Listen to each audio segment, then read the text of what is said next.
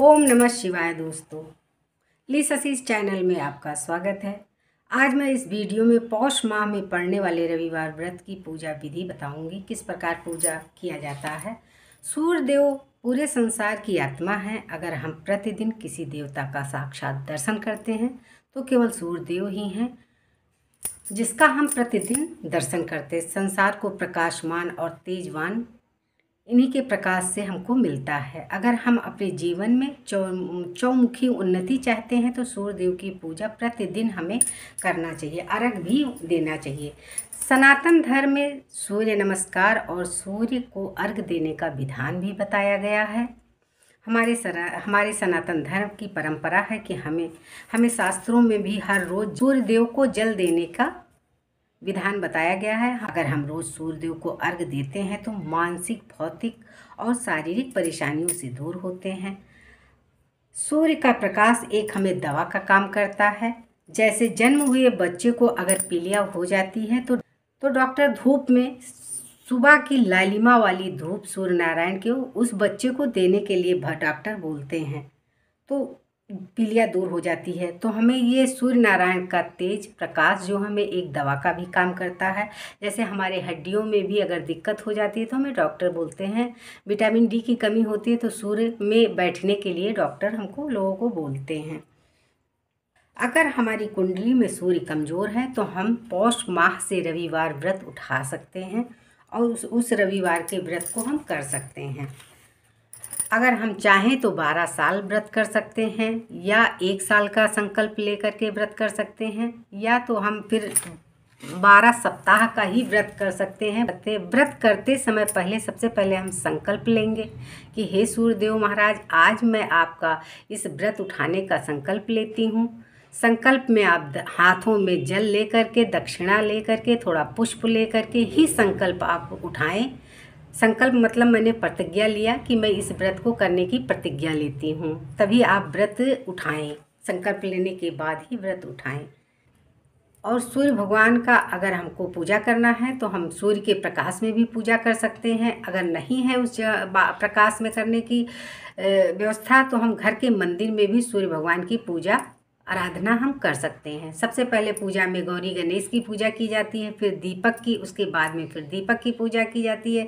इसके बाद भगवान सूर्य नारायण की पूजा की जाती है। सूर्य नारायण व्रत में लाल चीज़ों का बहुत बड़ा महत्व है। सबसे पहले आप गुड़ का पहले स्नान कराएं सूर्यदेव को, फिर उनको वस्त्र रूपी कलावा समर्पित करें। कलावा के बाद फिर कोई लाल पुष्प समर्पित करें। मीठे में गुड़ जरूर रखें आप, क्योंकि गुड़ लाल होता है, और कोई फल लाल रखें।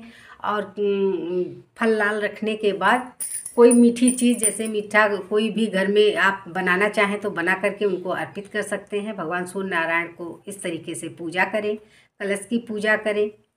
भगवान सूर्य नारायण को जब भी हम अर्घ दें तो तांबे के लोटे में ही अर्घ दें। अर्घ देते समय जल के लोटे में पुष्प, लाल पुष्प, अक्षत, गुड़, और अगर हो सके तो आप केसर डालें। इस तरीके से आप अर्घ दें।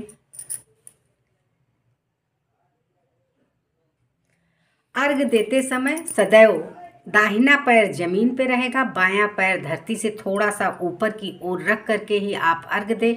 अर्घ को अपने से ऊपर दोनों हाथों को उठा करके ही जल दें, और जो जल धरती पे गिर रहा है उसको किसी पात्र में रखें, जिससे कि वो पानी जो जल है पैर पे ना पड़े, क्योंकि पैर पे पड़ने पे फिर जल देने का कोई मतलब नहीं रह जाता है, कोई महत्व नहीं रह जाता है। भगवान का जल चढ़ाया हुआ अगर हमारे पैर पे पड़ता है, इसलिए अर्घ देते समय कोई पात्र जरूर रखें जिससे उस पात्र में वो जल गिरे।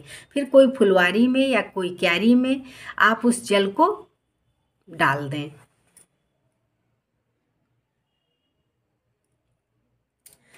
अब उद्यापन करने के लिए मैं बता रही हूँ किस प्रकार उद्यापन किया जाएगा। दोस्तों, इस व्रत में नमक सख्त वर्जित है। नमक का प्रयोग आप बिल्कुल नहीं कर सकते हैं। केवल एक टाइम ही अनाज का सेवन कर सकते हैं, वो भी शाम के टाइम। शाम के समय सूर्य अस्त से पहले ही आप एक अनाज का सेवन कर ले, जिससे सूर्य अस्त के बाद आप जल भी ग्रहण नहीं कर सकते हैं।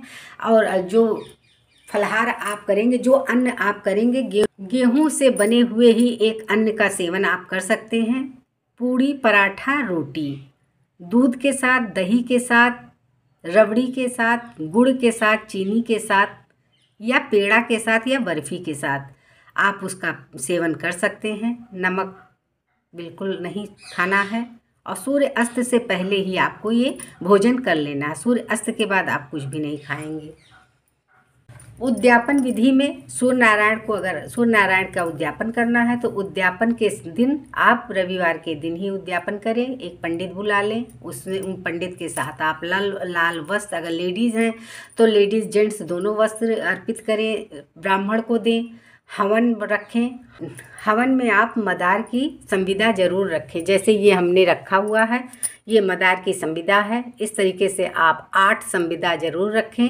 आम की लकड़ी से हवन करें, इसके बाद आप 8 संविदा रख करके उसमें वस्त्र मौली बांध दें। मौली बांधने के बाद 8 संविदा हवन में अर्पित करें, क्योंकि भगवान सूर्य नारायण का आग का पुष्प, आग का फूल बहुत पसंद है और इनकी हवन जो है आग की ही संविदा से की जाती है। देखिए आग का पेड़ मैंने रखा हुआ है और उस दिन अगर रविवार को हो सके जो मदार का पेड़ है उसका आप दर्शन करें, उस पर जल डालें, उनकी पूजा करें, क्योंकि भगवान सूर्य को मदार का पुष्प पेड़ बहुत पसंद है। उनके हवन में इस लकड़ी का प्रयोग किया जाता है। भगवान सूर्य नारायण का व्रत इसी प्रकार आप करें, आपका जीवन उज्जवल हो। यही आशा के साथ अब मैं आपसे विदा लेती हूँ। आई होप कि आपको मेरा ये वीडियो पसंद आया होगा। अगर पसंद आता है तो प्लीज़ आप मेरे चैनल को लाइक करें, सब्सक्राइब करें, अपने दोस्तों के साथ शेयर करें। धन्यवाद।